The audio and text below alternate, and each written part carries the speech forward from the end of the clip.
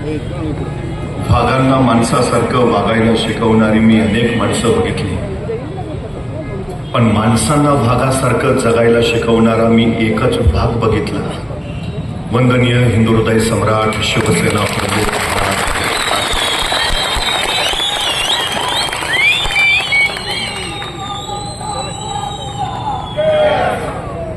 सगळं सुरळीत चालू असताना राज्यकारभार करणं वेगळं आणि संकटांची एकामागोमाग एक मालिका कोसळत असताना त्याला धीरोदात्तपणे सामोरं जाऊन त्या संकटातून महाराष्ट्राला सुखरूप बाहेर काढणं वेगळं. कोरोनासारख्या महाभयानक संकटात ज्यांनी महाराष्ट्राला अलवार जपलं ते महाराष्ट्राचे कुटुंब प्रमुख तथा शिवसेना पक्षप्रमुख उद्धवसाहेब ठाकरे.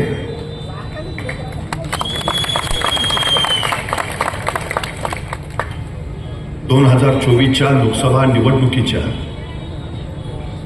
नाशिक लोकसभा मतदारसंघाचे महाविकास आघाडीचे उमेदवार सन्माननीय राजाभाऊ वाजे यांच्या प्रचार सभेच्या निमित्ताने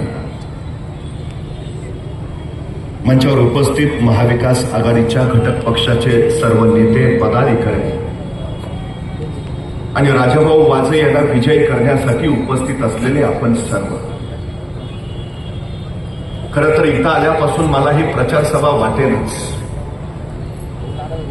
राजाभाऊ ही 4 जूनचीच विजयी सभा आहे की काय?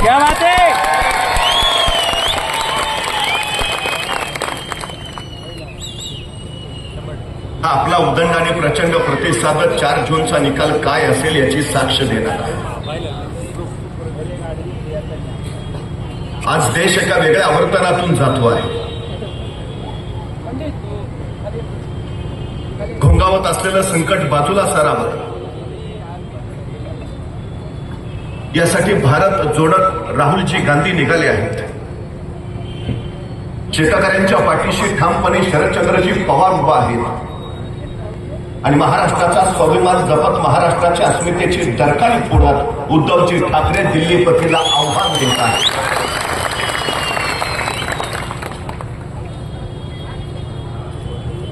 खरं तर ज्या दिवशी डॉक्टर बाबासाहेब आंबेडकरांनी देशाला संविधान समर्पित केलं त्या दिवशी डॉक्टर बाबासाहेब आंबेडकर अत्यंत आनंदाने संसदेबाहेर आले. त्यांच्या चेहऱ्यावरचा आनंद बघून आचार्य कृपलानी त्यांना म्हणाले की डॉक्टर साहेब आज प्रचंड आनंदी दिसतात. त्यावेळी डॉक्टर बाबासाहेब आंबेडकर म्हणाले, हो, पूर्वी राजा राणीच्या पोटातून जन्माला येत होता, आता तो मतपेटीतून जन्माला येतो. आचार्य कृपलानी म्हणाले, तुमचं खरं आहे, पण आपली लोक अडाणी, आपली लोक अज्ञानी, कदाचित त्यांची मतं विकत सुद्धा घेतली जाऊ शकतील. डॉक्टर बाबासाहेब आंबेडकर म्हणाले, खरं आहे तुमचं, पण ज्या दिवशी इथल्या मतदारांना त्यांच्या मताची किंमत कळेल त्या दिवशी इथला मतदारच इथला राजा असेल.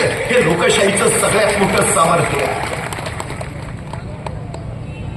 पण दुर्दैवानं काही अंशी आचार्य कृपलानींचं बोलणं नंतरच्या काळात खरं ठरलं.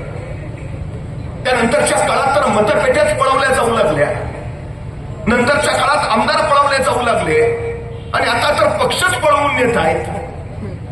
लोकशाही कुठल्या दिशेला चालली आहे हे सर्वसामान्य